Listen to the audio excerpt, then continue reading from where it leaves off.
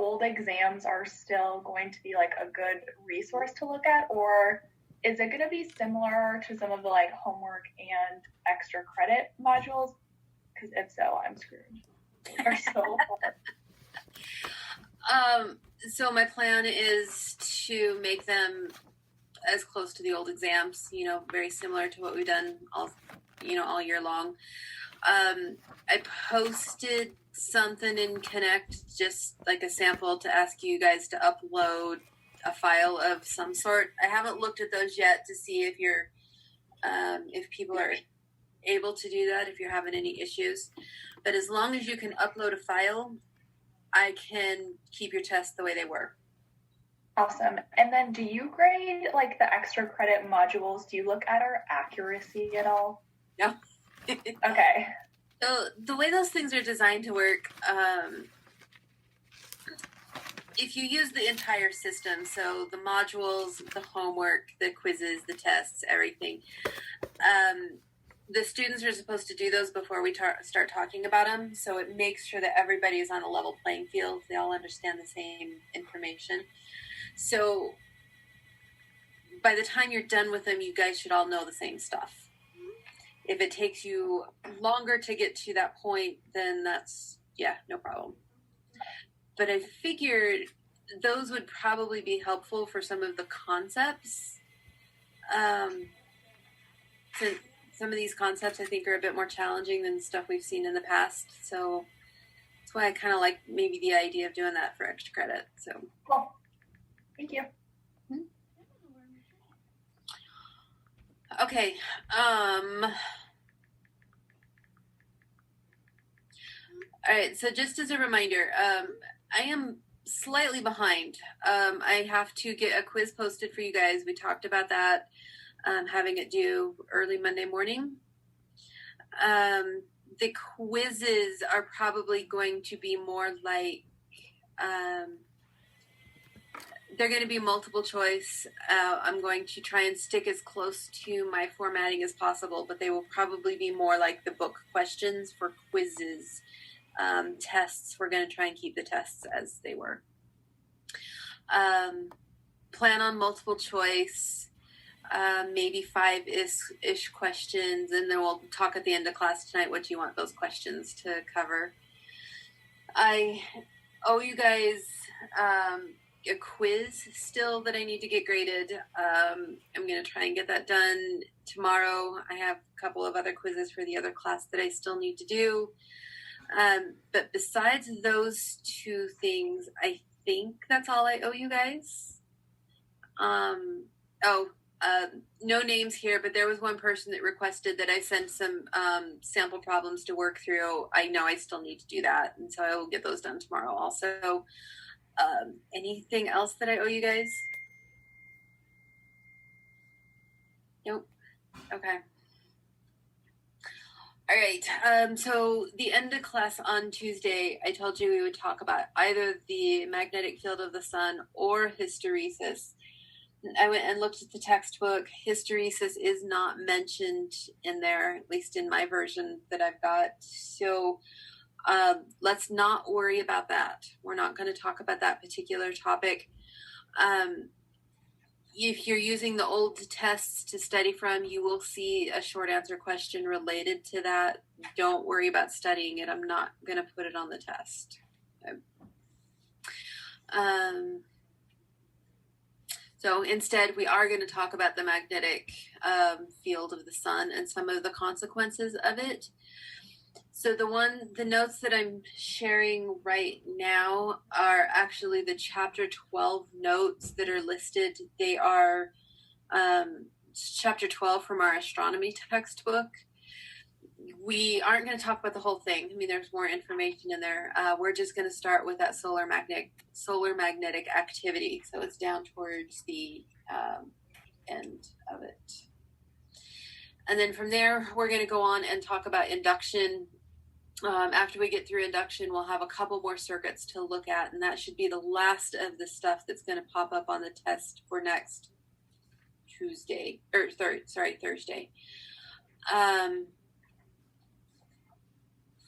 I know that this test coming up is going to have a lot of information on it. I'm going to try and kind of pare it down, but I'll start working on that over the weekend and kind of give you an idea of what to focus on. I think it's pretty much from RC circuits forward. So it's an awful lot of stuff.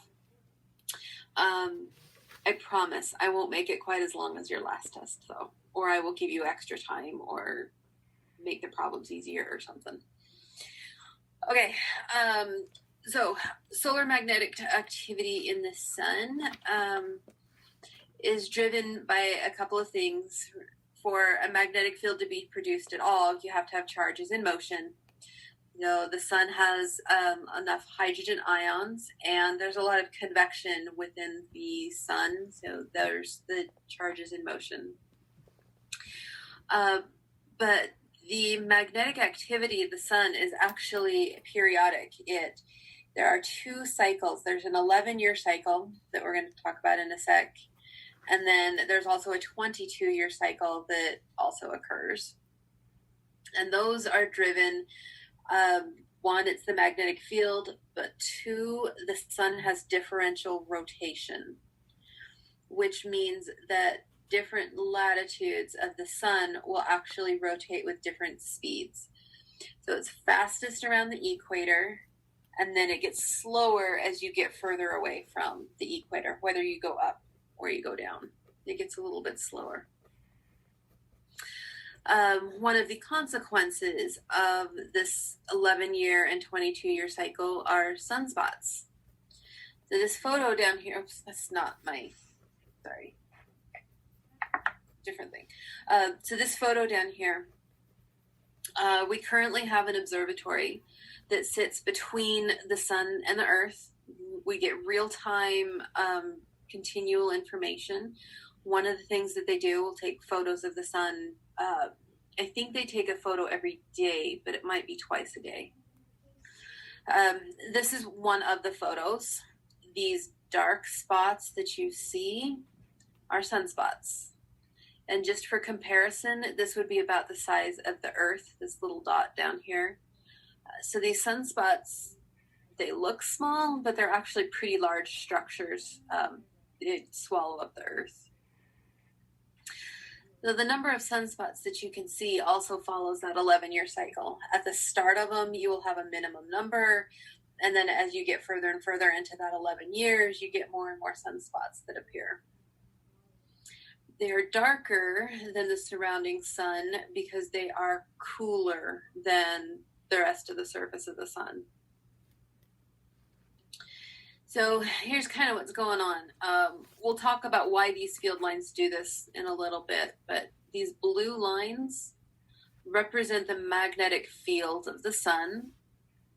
And inside the sun, you have convection. So you have rising material and then cooling, sinking material, and you build up these convection currents. But when we first started talking about magnetism, we talked about the right-hand rule. We showed that charges will actually spiral around a field line. They don't pass straight through it. So any charged material that's trying to rise, instead of getting to the surface, they sit here and spiral in place. So the field line here and here block heat flow. So the surface of the sun above it get cooler, and so they look darker.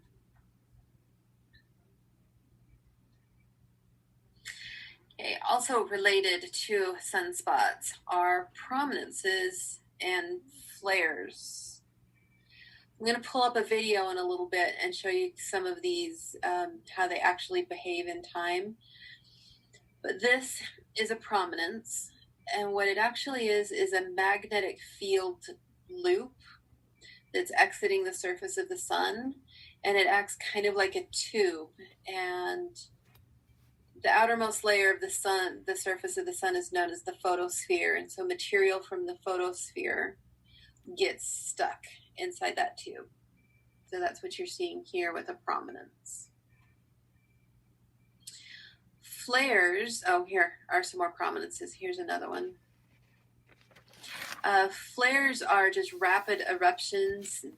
They erupt into the atmosphere of the sun, which is, there's the chromosphere and the corona, are the two atmosphere regions for the sun.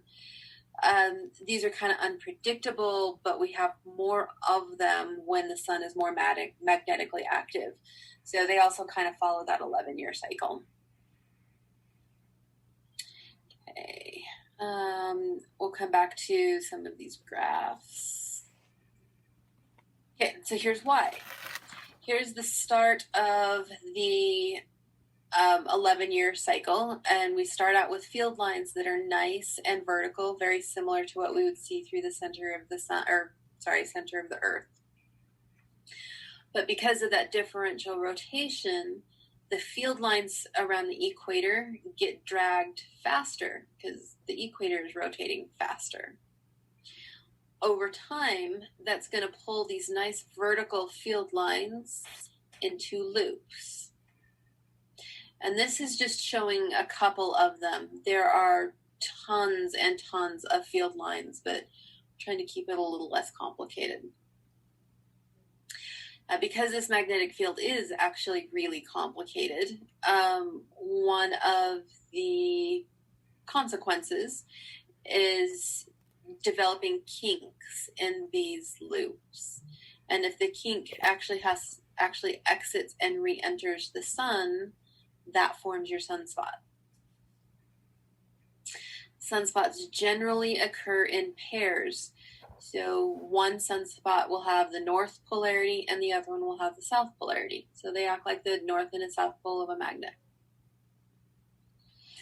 So it takes about 11 years for it to go from a minimum to a maximum number of sunspots. Now, that second 22-year cycle that I mentioned, it's going to take about 22 years to get to the same polarity. So notice here we have north-south. 11 years after that, we're south-north. 11 years after that, we're back to the same polarity. So it's 11 years from minimum to maximum sunspots. It's 22 years to get back to maximum sunspots of the same polarity.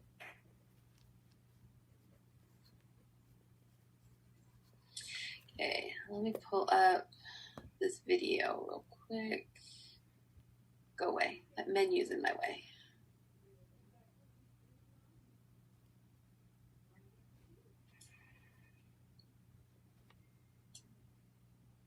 Let's see.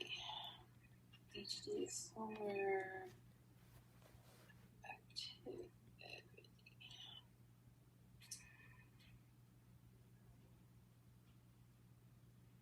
Now, I'm not going to show you the whole video. It's like 40 minutes long, if I remember right.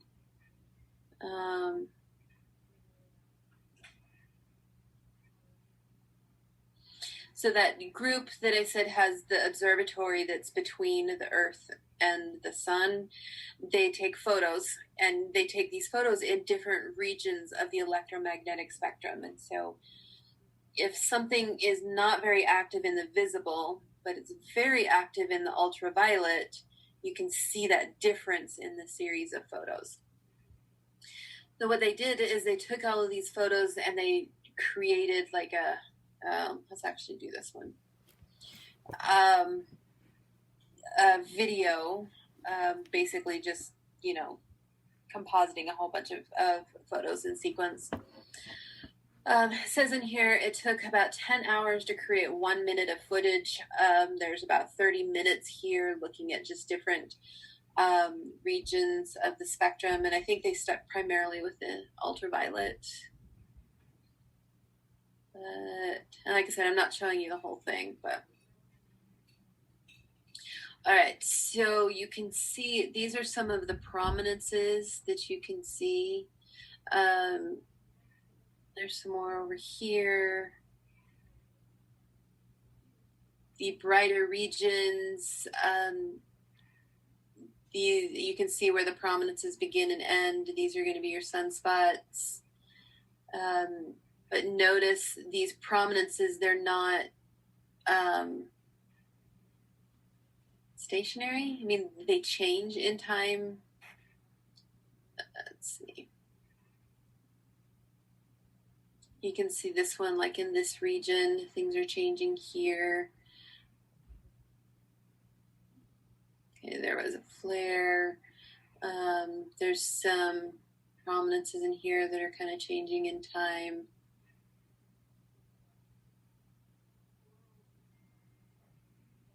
These photos, I haven't been in a bowling alley for a really long time, so I don't know if they still have them, but they used to have these gold, swirly, metallic bowling balls. That's what the surface of the sun kind of reminds me of when you look at it in these different wavelengths.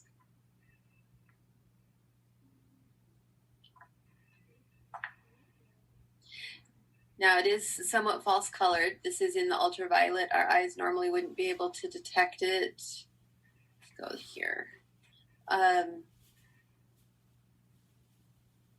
And so you can see a prominence growing right here.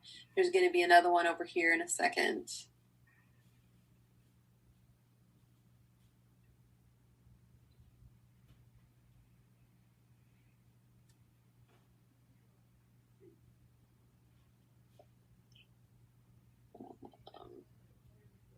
Okay, maybe a little bit more than a second. Keep going.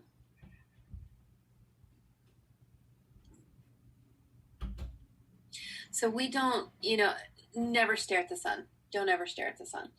But if you were, it just looks like a big ball. It doesn't look like it has quite this kind of surface activity to it. The surface is actually very, very active. So the base of those prominences are the sunspots? The prominence will exit and re-enter at sunspots. Okay. I'm trying to find a good one of one growing, but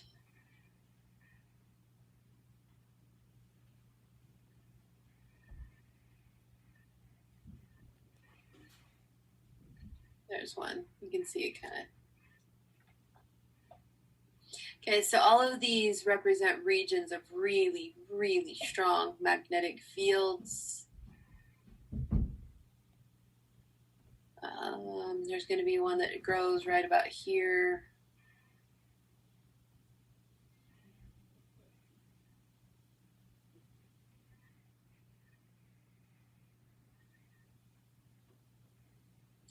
Okay, and so like I said, we're not going to look at the whole video. If you want to watch it, it's a pretty long one. It's got some kind of, in my opinion, annoying music that goes with it. But yeah, I think it's kind of impressive. I like to watch these.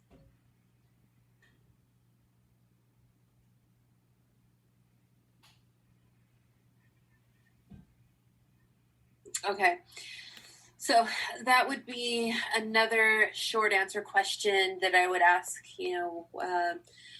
describe the 11-22 year cycle of the sun, something like that. Okay, now, our climate seems to follow the number of sunspots. When the sun's more active and there are more sunspots, the climate on Earth tends to be warmer.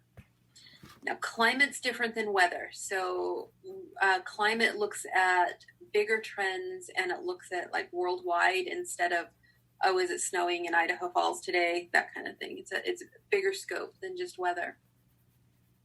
But if you plot, we'll do this one. So this from about 1840 to like about 1990, they plotted the number of sunspots, and they also collected temperatures, surface temperatures of water, and the water temperature and the number of sunspots seems to correlate. Now, most of you have taken enough science classes. You've probably heard the term that correlation does not imply causation.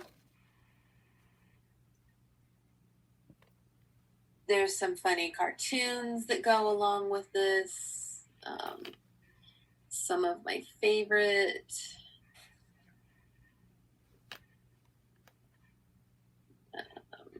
I like this one.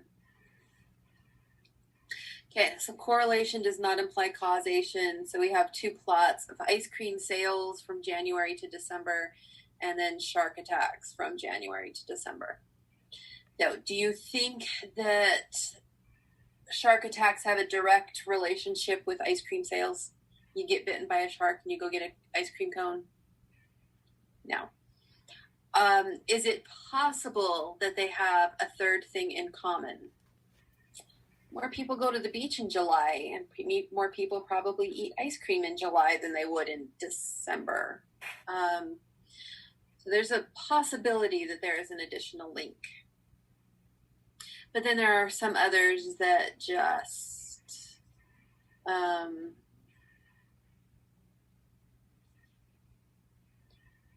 make no sense. And those are the fun ones. Let's see. U.S. spending on STEM and suicides by hanging, strangulation, and suffocation. Per capita consumption of chicken and U.S. crude oil imports. Sour cream consumption and motorcycle deaths.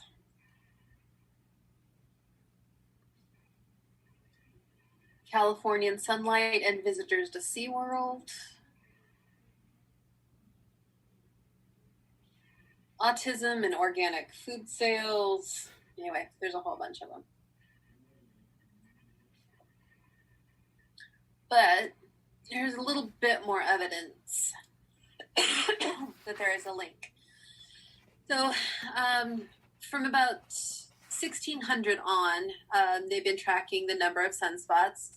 And there's this time period between about 1645 and 1715 where the sunspot cycle just seemed to shut off. And we had a minimum number of sunspots for about 70 years. Not really sure why. But that same time period on Earth, it coincided with a little ice age where we had lower than average global temperatures for that same 70-year time span. So there's some sort of link. We don't know what it is, but there is a link between our temperatures and solar activity. Okay. And then this little plot that I said that we would come back to, starting in about 1860, this one goes up to about the year 2000. They're just plotting the number of sunspots. So you can see this periodic 11-year cycle that seems to be very, very repetitive. And I remember when I was a kid, they always used to talk about the drought cycle on Earth. You'd have about every 11 years, you'd run into a drought. That's anecdotal. I don't know that there's a link with that, but I remember water rationing when I was a kid. It says that above that graph that you showed us. It talks about droughts right there. Yeah, right there. Yeah, but that kind of goes back to that same correlation and causation. I mean, it looks like there is, but need a little bit more evidence. All right. Any questions about the sun or the Earth's magnetic field while we're at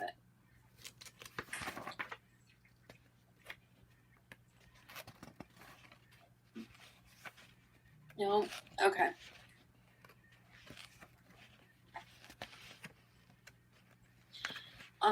So before we go on to induction, has anybody heard from Glenda?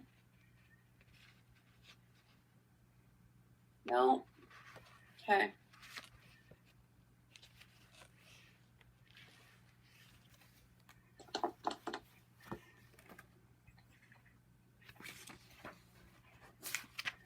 Let's see. Water and Glenda's not feeling very well, but I'll call her again tonight and just make sure she's doing okay. There's some feedback there. I didn't hear a whole lot of what you were saying. I found my phone. Can you hear me now better? Yes, I can hear you now. Oh, I don't know what the hell is happening. So I talked to Glenda's daughter, and I guess she's not feeling very well, but I'll call her daughter tonight and see if there's any updates. See if she figured out Zoom or not. Okay. So I emailed her. I haven't heard back from her yet, and I can see that she tried accessing a few things, but okay. So just pass along, tell her I hope she's feeling better. Does she think it's Okay. No, I don't think so. I think she's just, I don't know. Her daughter didn't really go into much detail, so I'm not sure, but I don't know. I'll ask her tonight. All right, so I left my wood square loop thing at University Place, and I told them I wasn't going to be back on campus, and now I'm not sure if I'm allowed to go back on campus since I told them that I wasn't going to be there, and they want to know exactly where everybody is. So I'm going to create a new square loop out of a piece of paper. It's not going to work quite as well, but I think it'll be better than nothing. And let me fold up this side so we can always tell what side I'm looking at.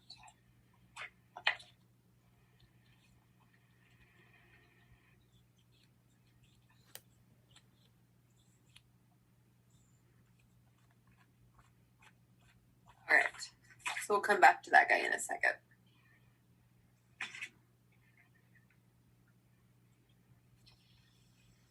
Okay, so I'm going to have to try and switch between, or I'm going to be switching between the notes and my iPad. It'd be nice if I could share both at the same time, but it doesn't let me. So you guys all have access to the notes. You have them in front of you. So yeah, all right.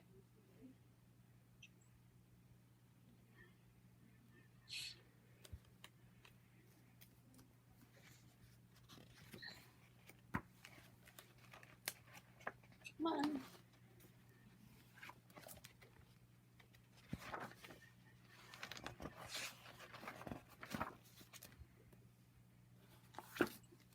Okay, everybody can see the iPad screen? Yeah. Paper, all right. Okay, so let's say we have a conductor. I'm just going to use a rectangle. So this is going to be some rectangular piece of metal.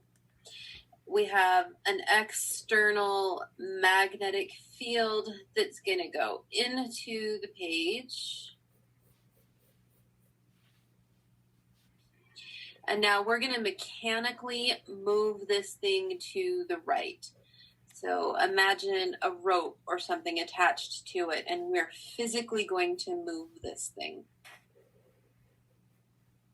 So let's say I've got this little positive charge right here that I'm going to focus on. So because I'm mechanically moving this guy, my positive charge now has a velocity to the right. So if I apply my right hand rule, I put my hand in the direction of the velocity. I move my fingers into the direction of the field.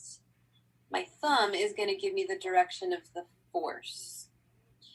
So by mechanically moving this guy, we're going to create a magnetic force that pushes up on that. Wait, have we already done this? We haven't, have we? This is new? I don't think so. Okay.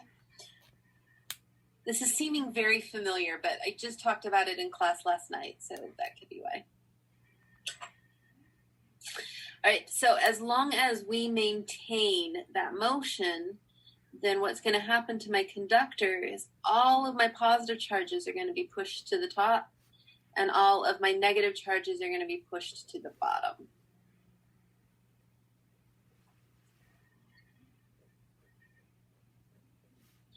Okay. I've now polarized this piece of metal, this conductor. So I'm going to have created an electric field that points from positive to negative.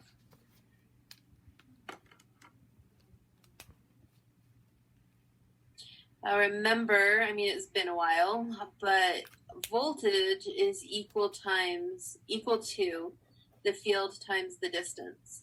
So let's say that this whole thing has a length of L. So my voltage is going to be equal to E times L. By moving the conductor in a magnetic field, I polarize it, and by polarizing it, I just turn it into a voltage source. That's the idea of induction. Now we have two V's going on here. One is velocity, one is voltage. What I'm going to do for voltage is put like little hands on the top of the V's. That's going to be my voltage. This is velocity.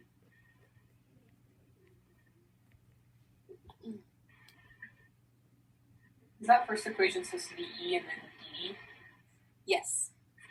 What if the V is that distance? Yeah, it's the distance between the positives and the negatives, which will ultimately be the length of the conductor. Mm-hmm.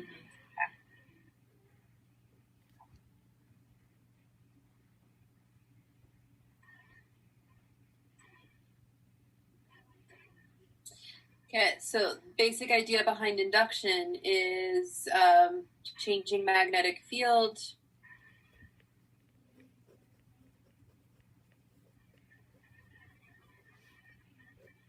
Is going to create a voltage.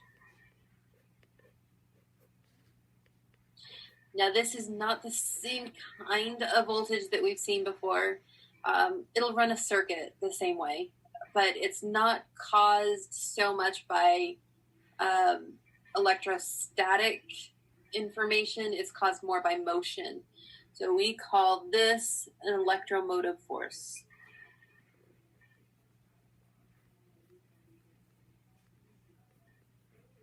Or EMF. Now, some books treat voltage and EMF as the exact same thing, and they will kind of swap the terminology. For me personally, I use voltage if it's the same thing that we've seen up to this point, and I use EMF if it's motion caused. Either way, it'll still run a circuit. As far as a resistor or a light bulb, it looks the same. It's just in kind of how it's formed. How did we determine what direction the electric field is going? It's going to point from positive to negative.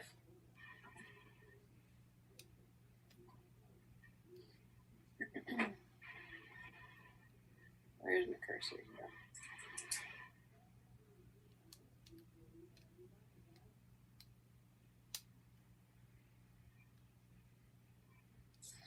All right, so inside this conductor,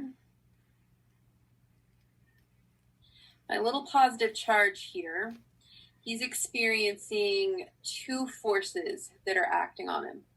One is going to be that magnetic force that's pushing him up. Once this material is polarized, there's also going to be an electric force that pushes down.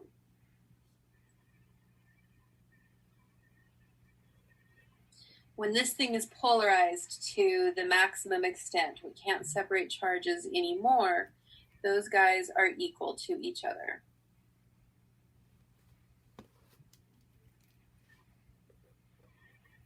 So QVB is going to equal QE. We can divide the Q's out, and E will be equal to VB. Velocity. This is a little v for velocity. But since my voltage was E times L, that means my voltage is also going to be VBL.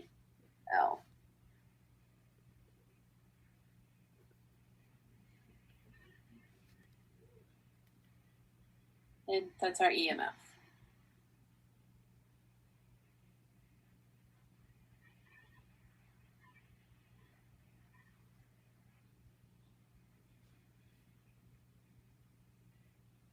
If I take this thing and hook it up to a resistor,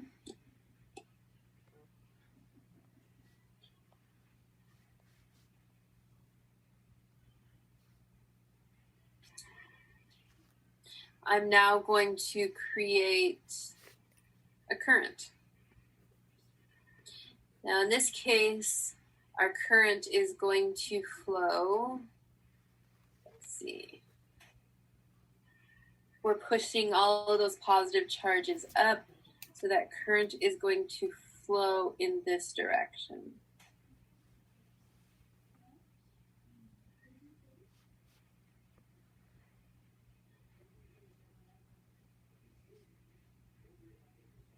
If I change the direction of my velocity, so I push that conductor to the left, I will change the direction of the current. And if I change the direction of my magnetic field, I will also change the direction of the current. So if we were to actually try and build something like this, let's say my left hand represents the circuit part of it, my right hand represents the conductor that we're going to move. This would be counterclockwise and then clockwise in terms of current. Counterclockwise, clockwise, counterclockwise, clockwise. And as my velocity slows down, as I'm stopping, the amount of voltage that we produce is going to decrease. So what we form is a current that goes forwards, and then a current that goes backwards, and a current that goes forwards and backwards, and it produces alternating currents. Could you kind of explain how we know the direction of the current that you had just drawn there? Yeah, the guy that I have in blue. Yeah. Because it's going to go according to that magnetic force. We're pushing all of the charges up.